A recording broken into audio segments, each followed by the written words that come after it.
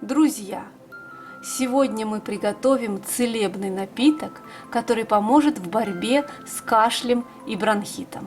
Сейчас в холодное время года, думаю, этот рецепт многим пригодится. Нам потребуется 1 стакан молока,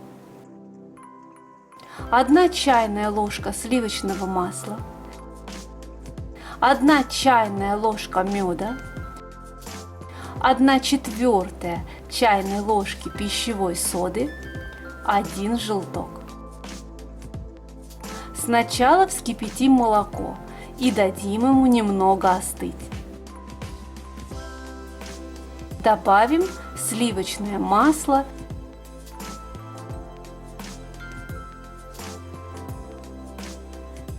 и мед. Хорошо перемешаем.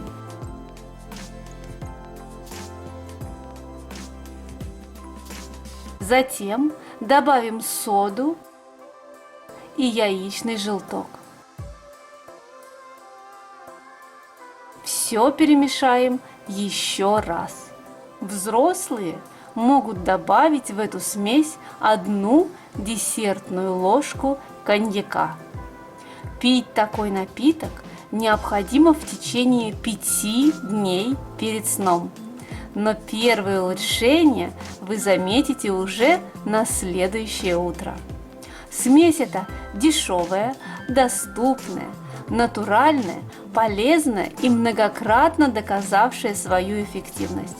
Но если у вас имеется аллергия или пищевая непереносимость какого-либо компонента из этого рецепта, значит, такой напиток вам не подходит, и от его употребления стоит отказаться.